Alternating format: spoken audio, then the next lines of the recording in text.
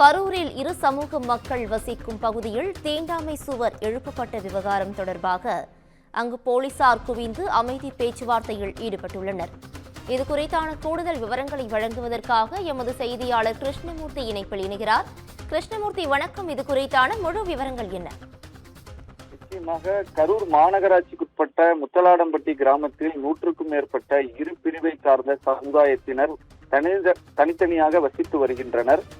இங்கு ஒரு சமூகத்தை சேர்ந்தவர்கள் அந்த இடத்தில் சுற்றுச்சுவருக்கு எதிர்ப்பு தெரிவித்து மற்றொரு சமூகத்தினர் தீண்டாமை சுவர் எழுப்புவதாக குற்றச்சாட்டு தெரிவித்து மாவட்ட ஆட்சியரிடம் மனு அளித்திருந்தனர்.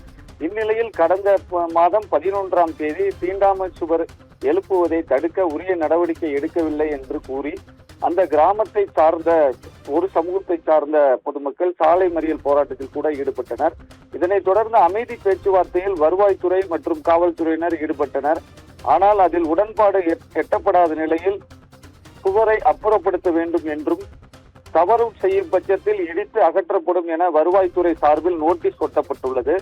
மாவட்ட நிர்வாகத்தின் இந்த நடவடிக்கைக்கு எதிர்ப்பு தெரிவித்து அந்த கிராமத்தை சார்ந்த ஒரு தரப்பு பொதுமக்கள் நேற்று நள்ளிரவு சுமார் 300க்கும் மேற்பட்டோர் ஊர்வலமாக புறப்பட்டு வந்து மாவட்ட ஆட்சியர் அலுவலகத்தில் கதவுக்கு முன்பாக தர்ணா போராட்டத்தில் ஈடுபட்டனர். சுமார் 1 மணி நேரத்திற்கு மேலாக அவர்கள் காத்திருந்த நிலையில் வட்டாட்சியர் மற்றும் காவல்துறையினர் பேச்சுவார்த்தையில் ஈடுபட்டனர்.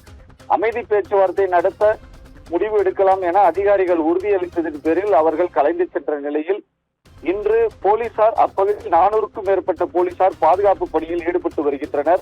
ஏதேனும் அசம்பாவிதம் ஏற்படக்கூடாது என்பதற்காக முன்னெச்சரிக்கை நடவடிக்கையாக காவல்துறையினர் அங்கு குவிக்கப்பட்டுள்ளனர்.